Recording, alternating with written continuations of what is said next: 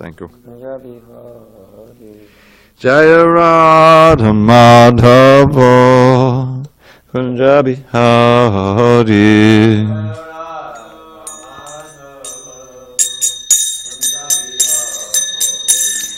Gopi Jana Vallabha Girivardhari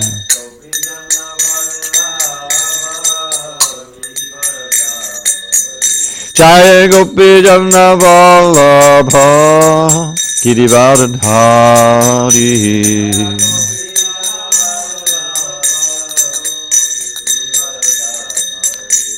Yashodanandana Braja Jana Ranjana Yashodanandana Braja Jana Ranjana Yamuna Tira Vanachari Yamuna Tira Vanachari and Jaya Radha Madhava Kunja Bihari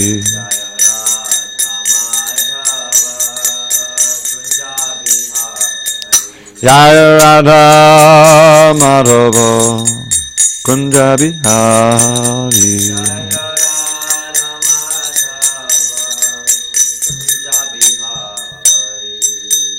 Jai Mr. Bhatt Paramahansa Parivika Acharya Ashtotar That Shri Srimad Divine Grace Shri Sri Bhakti Vedanta Swami Prabhupada Ki Jai ISKCON BBT Founder Acharya Shri Prabhupada Ki Jai Jai O Mr. Bhatt Paramahansa Parivika Acharya Ashtotar That Shri Srimad Divine Grace Shri Bhakti Siddhanta Saraswati Thakur Ki Jai Ananda Koti Vaishnava Ki Jai Namacharya Shri Haridas Thakur Ki Jai Grantaraj Srimad Bhagavatam Ki Jai, Samaveda Bhaktivinoda Ki Jai. All glory to the assembled devotees. All glory to the assembled devotees.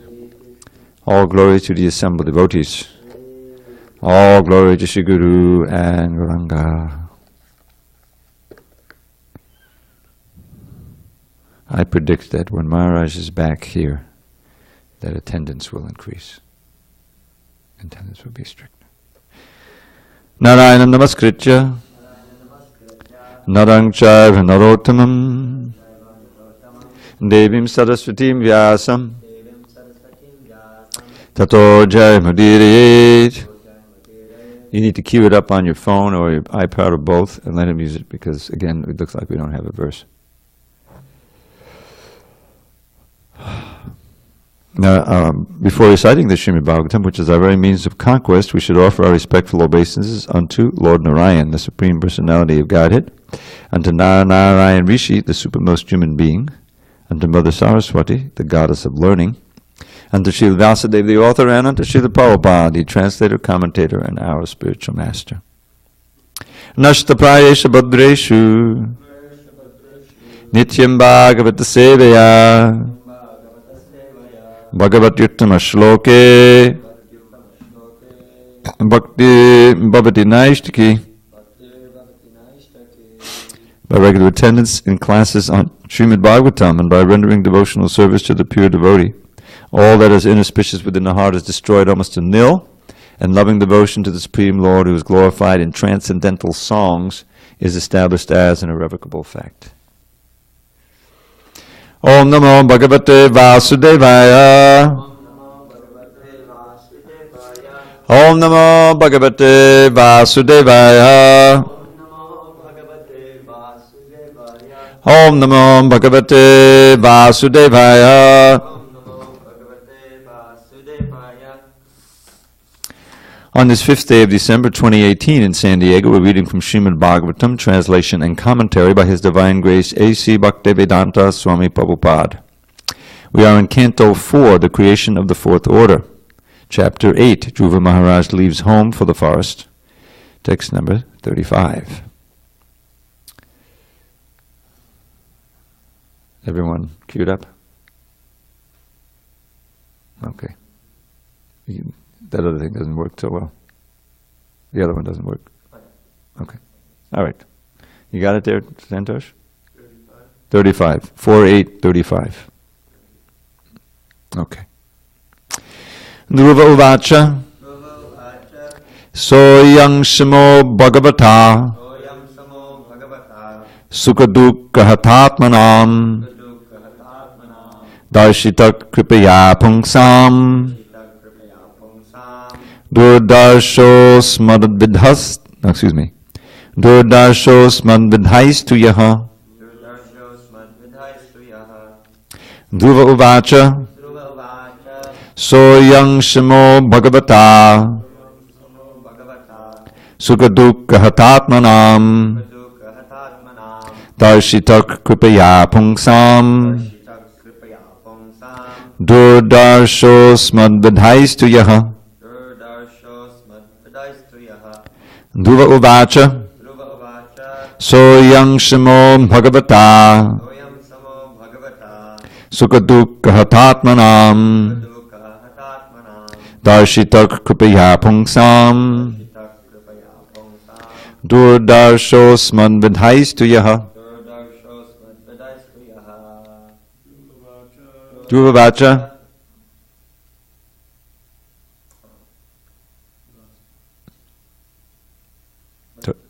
Totally lost it, huh? All right, go ahead, you go. Dhruva vacha. Soyam shamo bhagavata. Sukadukka hatatmanam. Darshitak kripaya pungsam. Durdarshos madvidhaistu yaha. Dhruva vacha. Soyang shamo bhagavata. Sukadukka hatatmanam. Darshitak kripaya pungsam. Durdarshos madvidhaistu yaha. Dhruva uvacha. Soyang shamo bhagavata. Sukadukka hatatmanam. Darshitak kripaya pungsam. Durdarshos madvidhaistu yaha. Word meanings. Dhruva uvacha. Dhruva Maharaj said, Saha, that, Ayam, this, Shamaha, equilibrium of mind, Bhagavata, by your lordship, Sukadukka, happiness and miseries, Hata Atmanam, those who are affected, Darshitaha, shown, Kripaya, by mercy, Pungsam, of the people, Durdarshaha, very difficult to perceive, Asmat Vidhayi, by persons like us, to, but, Yaha, whatever you have said. Dhruva Maharaj said, My dear Lord Naradaji, for a person whose heart is disturbed by the material conditions of happiness and distress, whatever you have so kindly explained for attainment of peace of mind is certainly a very good instruction. But as far as I am concerned, I am covered by ignorance, and this kind of philosophy does not touch my heart. Purport. There are various classes of men. One class is called akamis, referring to those who have no material desire. Desire must exist, either material or spiritual. Material desire arises when one wants to satisfy one's personal senses. One who is ready to sacrifice anything to satisfy the Supreme Personality of Godhead can be said to have spiritual desire. Dhruva did not accept the instruction given by the great Saint Narada because he thought himself unfit for such instruction, which prohibited all material desires. It is not a fact, however, that those who have material desires are prohibited from worshipping the Supreme Personality of Godhead. This is the essential instruction from the life of Dhruva. This is the essential instruction from the life of Dhruva. He frankly admitted that his heart was full of material desires. He was very much affected by the cruel words of his stepmother, whereas those who are spiritually advanced do not care about anyone's condemnation or adoration. In the Bhagavad Gita, it is said that persons who are actually advanced in spiritual life do not care for the dual behavior of this material world. But Dhruva Maharaj frankly admitted that he was not beyond the affliction of material distress and happiness. He was confident that the instruction given by Narada was valuable, yet he could not accept it. The question raised here is whether or not a person afflicted by material desires is fit to worship the Supreme Personality of Godhead. The answer is that everyone is fit to worship him. Even if one has many material desires to fulfill, he should take to Krishna consciousness and worship the Supreme Lord Krishna, who is so merciful that he fulfills everyone's desires. Through this narration, it will become very clear that no one is barred from worshiping the Supreme Personality of Godhead, even if one has many material desires. And naturally, I think those who know a few verses, this calls to mind a very important verse in the second canto, where Shukadeva Goswami tells Maharaj Parikshit, Akama savakamo va mokshakama hudanadi tivrena bhakti yogena yajeta purusham param. And I will read that translation and part of Prabhupada's purport here. A person who has broader intelligence, whether he be full of material desire, without any material desire, or desiring liberation, must by all means worship the Supreme Whole, the Personality of Godhead. From Prabhupada's purport, akama and akamaha is one who has no material desire. A living being, naturally being the part and parcel of the Supreme Whole Purusham Purnam, has as his natural function to serve the Supreme Being, just as the parts and parcels of the body or the limbs of the body are naturally meant to serve the complete body. Desireless means, therefore, not to be inert like the stone, but to be conscious of one's actual position and thus desire satisfaction only from the Supreme Lord. Srila Jiva Goswami has explained this desirelessness as, and this phrase from the Sandarbhas, one of his Sandarbhas, just struck me when I first read it like a million years ago. And it's worth memorizing, even though it's not a whole verse, but it completely encapsulates the essence of Bhakti Yoga. He's explained this desirelessness as Bhajaniya Padama Purusha Sukha Matra Swasukatvam in his Sandarbha. This is Canto 2, Chapter 3, Verse 10. This means that one should feel happy only by experiencing the happiness of the Supreme Lord. This intuition of the living being is sometimes manifested even during the conditioned stage of a living being in the material world, and such intuition is expressed in the manner of altruism, philanthropy, socialism, communism, etc., by the undeveloped minds of less intelligent persons. In the mundane field, such an outlook of doing good to others in the form of society, community, family, country, or humanity is a partial manifestation of the same original feeling in which a pure living entity feels happiness by the happiness of the Supreme Lord. Such superb feelings were exhibited by the damsels of Brajabhumi for the happiness of the Lord. The gopis loved the Lord without any return, and this is the perfect exhibition of the akama spirit. The kama spirit, or the desire for one's own satisfaction, is fully exhibited in the material world, whereas the spirit of akama is fully exhibited in the spiritual world. Thoughts of becoming one with the Lord or being merged into the Brahmajyoti can also be exhibitions of kama spirit, if they are desires for one's own satisfaction to be free from material miseries. A pure devotee does not want liberation so that he may be relieved from the miseries of life. Even without so-called liberation, a pure devotee is aspirant for the satisfaction of the Lord. Influenced by the kama spirit, Arjuna declined to fight in the Kurukshetra battlefield because he wanted to save his relatives for his own satisfaction. But being a pure devotee, he agreed to fight on the instruction of the Lord, because Arjuna came to his senses and realized that satisfaction of the Lord at the cost of his own satisfaction was his prime duty. Thus he became akama. That is the perfect stage of a perfect living being. Udara D, that's in the original verse, means one who has a broader outlook. People with desires for material enjoyment worship small demigods, and such intelligence is condemned in the Bhagavad Gita 7.20 as Rita Jnana, the intelligence of one who has lost his senses. One cannot obtain any result from demigods without getting sanction from the Lord. Therefore, a person with a broader outlook can see that the ultimate authority is the Lord, even for material benefits. Under the circumstances, one with a broader outlook, even with the desire for material enjoyment or for liberation, should take to the worship of the Lord directly.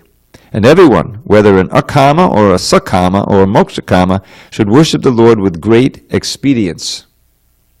This implies that bhakti yoga may be perfectly administered without any mixture of karma and jnana, as the unmixed sun ray is very forceful and is therefore called tivra.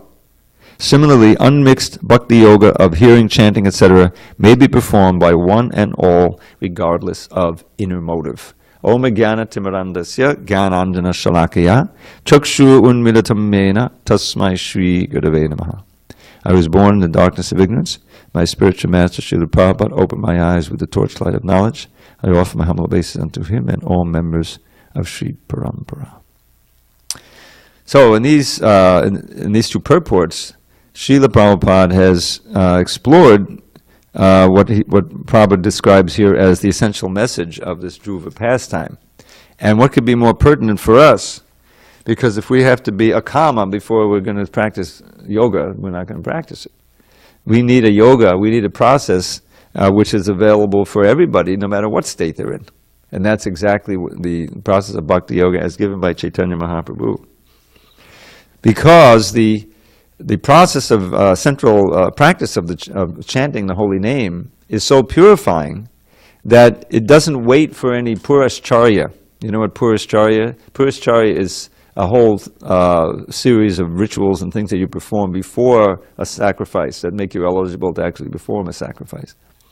So there's a nice verse. Let's see if I can recall this verse. It's in the CC. It's about the holy name. Akrishti kutachettasam sumanasam chatanam changasam achandalam amuka loka achandalam amuka loka something.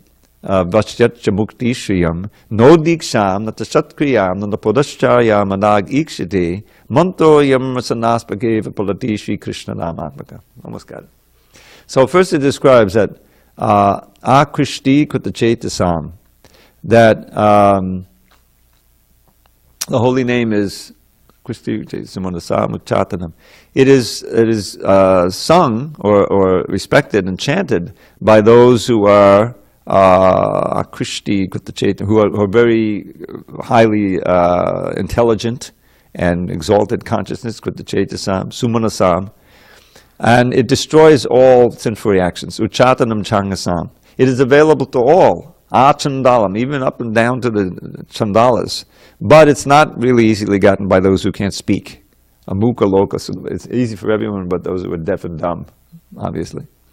And it controls the opulence of liberation.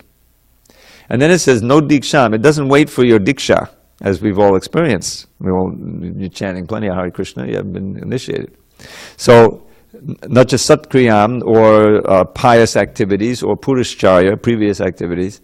Simply, mantroyam rasanaspageva palati. Simply, if your tongue touches this mantra, then you begin to experience the wonderful fruits of the mantra.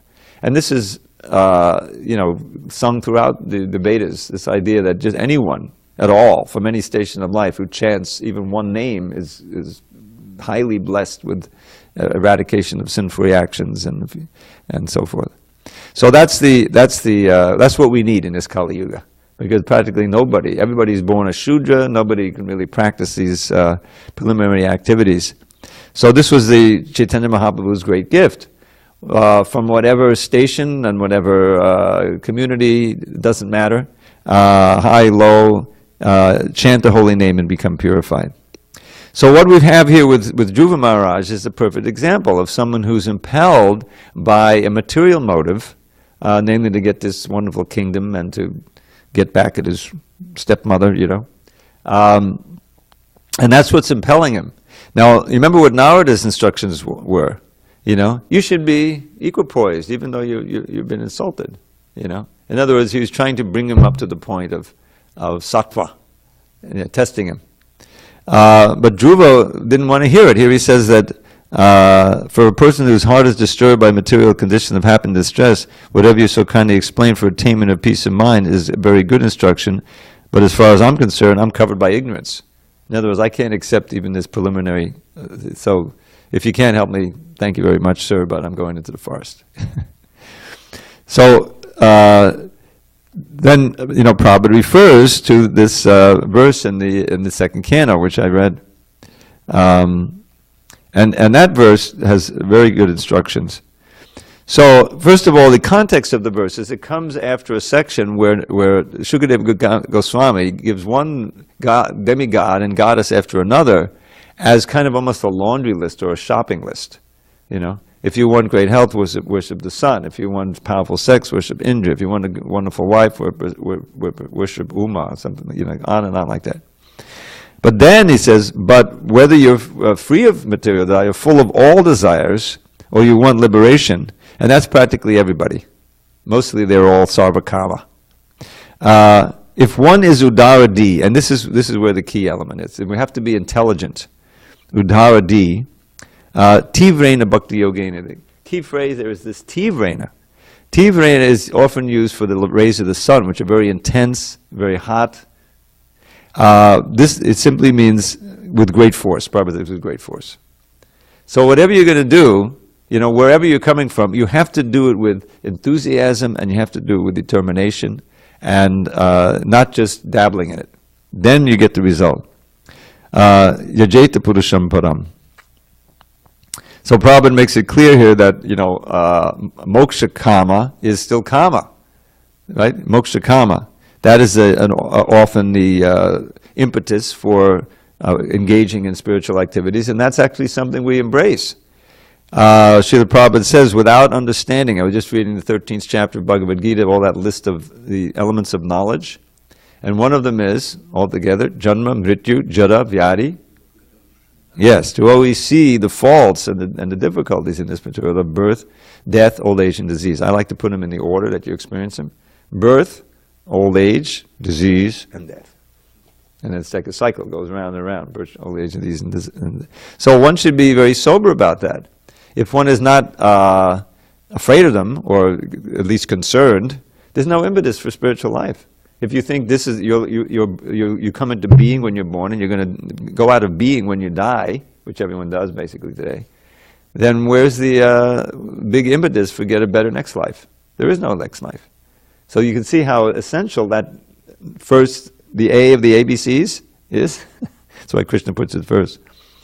So, therefore, understanding Janma, Mrityu, Jara, Vyadi, let's get out of it. Prabhupada used that all the time in his preaching.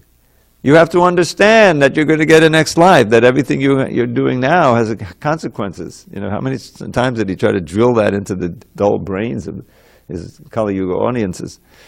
Because without having that basic understanding, one can take it or leave it. Nothing is very urgent. This is all we got, and if I can enjoy somehow by going to Hare Krishnas, I'll do it.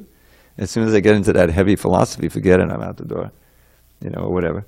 In other words, your whole orientation is simply focusing on the immediate sense gratification, or maybe a little later, after a few weeks. So one has to understand the basic point there. So that's moksha kama. I want liberation from this terrible, horrible pains of birth and death. So even from that moksha kama platform, as explained in this verse, one should worship the Lord intensely. And then we know at a certain point in advancement, moksha becomes insignificant for you. Even in this neophyte stage, who's really wondering about that? I mean, we should keep that as a basic impetus, but it shouldn't be our main impetus as we continue in devotional service. So, if one is free of material desires, then you're in a much better state. But to actually be free of material desires means you're some kind of devotee. Really to get free of material, certainly to get free of moksha, kama. But the point here is that everybody is eligible. But it's got to be tivra. It has to be intense. And that's often the rub. Because what robs your desire to perform the intense bhakti is all kinds of other desires and distracted mind and not really understanding. So that's why Prabhupada emphasized so much the understanding. If your intelligence has been purified by hearing or reading the philosophy in the proper attitude, then you won't be comfortable anymore just shining it all on and thinking I can take it or leave it. You understand you can't take it or leave it. You have to take it. If you leave it, then you're dooming yourself, condemning yourself. So that kind of urgency has to be there. And if Krishna sees that you're practicing intense devotional service, even though you have so many problems and so many addictions and things, then he'll make arrangements in your life. He wants you to be a devotee, so that your material crutches and your material support are destroyed. And you have to surrender. You have to take shelter of the holy name. But if you're just a dabbler, it takes more time. So let's go to this wonderful purport here. And this phrase from Jiva Goswami, one of the things about our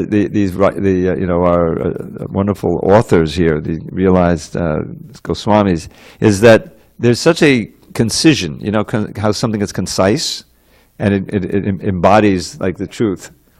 And I regarded this little phrase here as like such a wonderful discovery when I first read it many years ago. The bhajaniya padma purusha. It's not difficult to understand. Real desirelessness, the essence of bhakti, is straight out of anyabhilashita shunyam jnana karma jnanabatam anukulena krishna anushilena bhaktaruttama. That's where this comes from. So he's leaving off the what it's not, and he's just going to the anukulena krishna anushilena bhaktaruttama. So bhajaniya, bhajaniya means one who is worshipable. The worshipable Parama Purusha, the Supreme Person, that's Krishna, right? Bhajaniya Parama Purusha Sukha, the happiness of that person, Krishna, the Supreme worshipable person. Matra means only.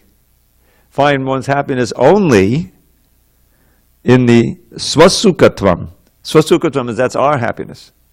So one has Swasukatvam, Sukha, Swasuka. Tvam means this is the quality of this whole statement. In other words, just like we have Sakshad Harit Tvena, the quality of being Hari, not that he is Hari.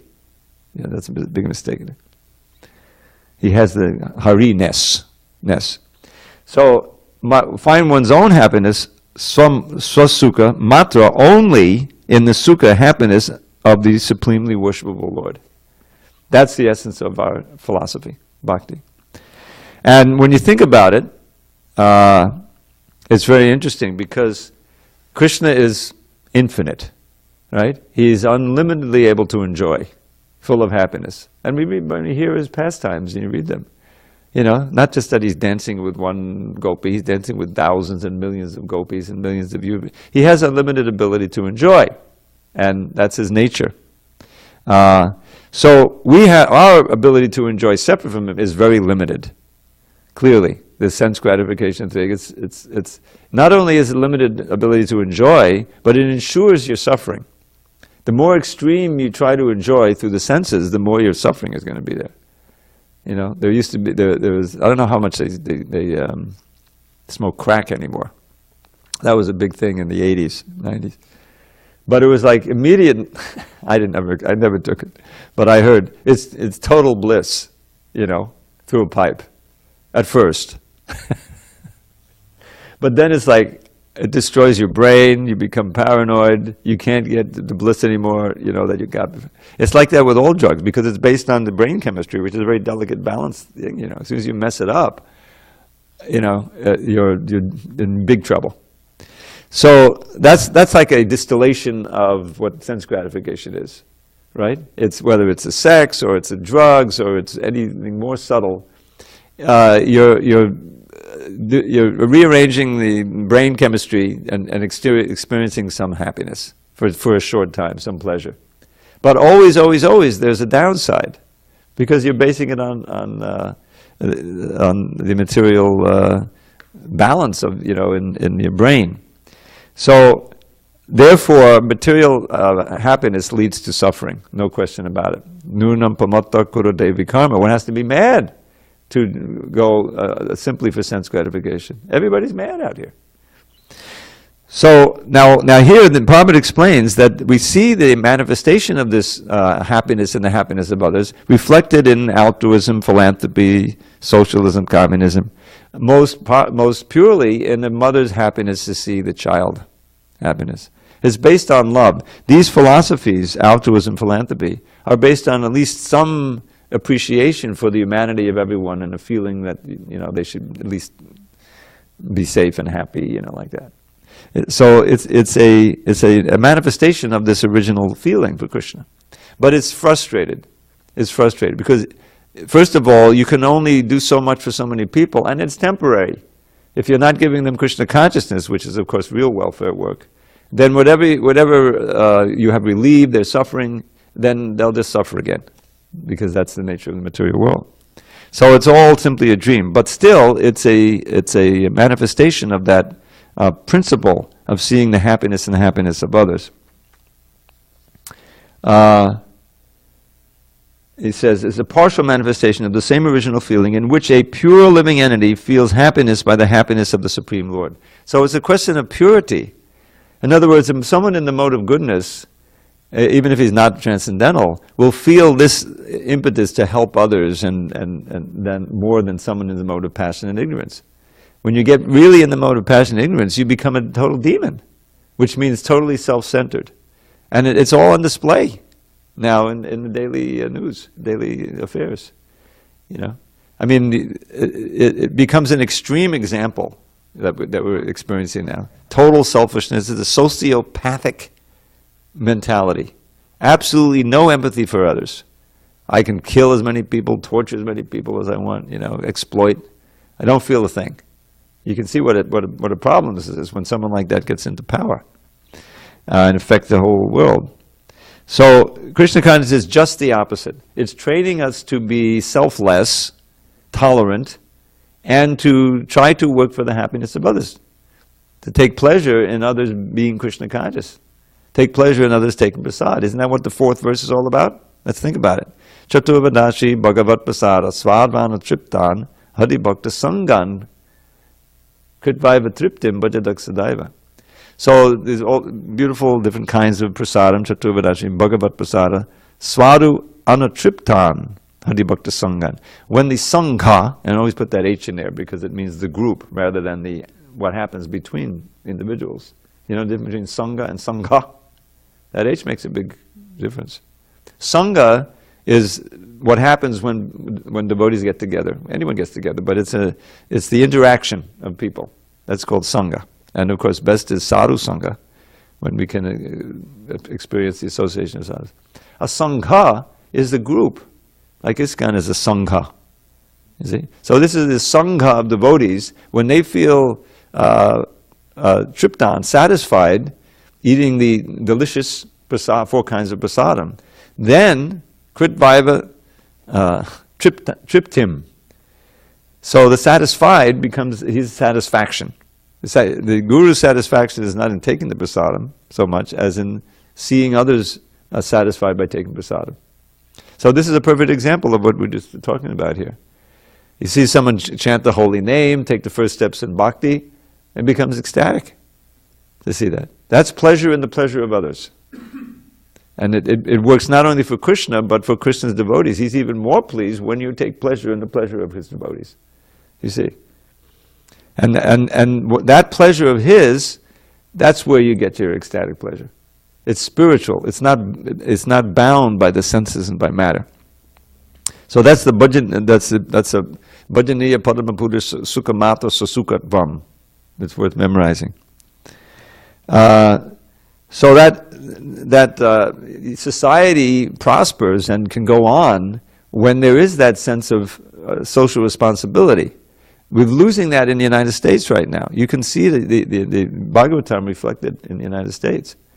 It used to be, for some time, that there was a sense that, the government has to provide all of these facilities so people can, have decent water and electricity and everything. Now the tendency is to privatize. So it becomes a profit motive, like healthcare.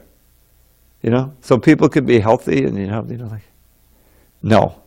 You privatize it so that the insurance companies, they look for ways of not helping you. That's how they make their money. So the whole thing gets turned on its head, and the society becomes more and more vicious, and that's what's happening. That's the nature of capitalism. It's based on greed. How are you going to have a good society that's based on greed? But when you have a good king, we have Parikshit and we have Yudhishthir and the Prithu and the others, their primary concern is the welfare of the citizens. Can you imagine a society like that? That's the way it's supposed to be. And that's the way our ISKCON is supposed to be also, that our primary concern is the benefit of the other devotees and the people out there, and of course Krishna. And let me say, you're always concerned with the others, how they're... And then you find yourself in total ecstasy. The only way you can experience the bliss that's being talked about, that we read about every day, is by completely forgetting about it. Completely forget about it. You simply try to see how you can give, And when we're chanting and dancing in front of Krishna, we're trying to give him pleasure. That should be the underlying thing. We're chanting Hare Krishna, let me chant nicely, pray to the holy name, how can I focus on you and chant nicely so you'll be pleased. So, and this whole idea of merging into the Brahmajyoti, this is also the Kama spirit. Then he became a Kama. So Dhruva is a perfect example of someone who started out a Sarvakama and ended up a Kama. And that's what we're all about. The process of bhakti purifies the heart, and one becomes more and more eager, anxious to please Krishna. And when you're anxious to please Krishna, that means you're anxious to please all his parts and parcels. It doesn't work to just please Krishna and then forget. That's Kanishta. The Kanishtas, they're not concerned about the bhaktas, what to speak about the innocent or the others. It's just me and Krishna, Then Krishna doesn't like that. You'll never realize it. He wants you to be concerned with him and his parts and parcels, and to see him in everyone, and try to please him and them by giving Krishna to them. That's what this society is all about. So I'm going to read this translation again, Dhruva's statement, and maybe that other one. Dhruva Maharaj said to Narada Muni, "My dear Lord Naradaji, for a person whose heart is disturbed by the material conditions of happiness and distress," Zachary, why don't you activate that thing in case there's any questions. It's got batteries in it and it's ready to go. Whose heart is disturbed by material conditions of happiness and distress, whatever you have so kindly explained for attainment of peace of mind is certainly a very good instruction. But as far as I'm concerned, I am covered by ignorance, and this kind of philosophy does not touch my heart. Oh, and let me read the other one too. I've got this queued up, hopefully. Okay. A person, a kama savakomava, a person who has broader intelligence, whether we be full of all material desire, without any material desire, or desiring liberation, must by all means worship the supreme whole, the personality of Godhead. Anything? Anyone? Okay. So let me end with something sweet. I was reading the Krishna Karnamrita, and there was a verse in there praying that he prays that the Lord's beautiful face will be manifest in his heart. Mani mama chaitasis padata vallavi vibor mani nu padapana himanju sinjatam kamalava nature the kalinda kannika kalahang sakanta kalakujatadvitam. This is actually a prayer to hear the beautiful tinkling ankle bells of Krishna. Mama chaitasis padata vallavi vibor. So vallavi vibor means the Lord of the gopis. May my mind, mani nu padapana himanju sinjatam, hear the beautiful tinkling of the jeweled ankle bells of Krishna. As he walks into the forest, Radharani apparently has a little special pool within the Yamuna where all these special lotuses are growing, and there's swans there all the time. So those swans, special swans called the Kalahansa swans, which I think have beautiful voices.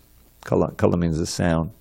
So it says, Mani nupara pranahi manju sinjatam. Very sweet, softly tinkling. Kamalava nechala kalinda kanyaka kalahangsa kanda kalakujatadvitam. Which is a tour de force of alliteration, anupras. It says, Kamalava nechala means Radharani's Kamala is a nickname for her. In her little pool in the forest there, and the swans are swimming. Kalinda Kanyaka, you know Kalinda Kanyaka? Who can guess? Kalinda Kanyaka. The daughter of Mount Kalinda is the Yamuna, you're right. Kalinda Kanyaka. Kalahangsa Kanta, from the throats of these Kalahangsa swans. Kalakujatadvitam. They're greeting this soft tinkling as he's walking into the forest with the calls from their beautiful throats.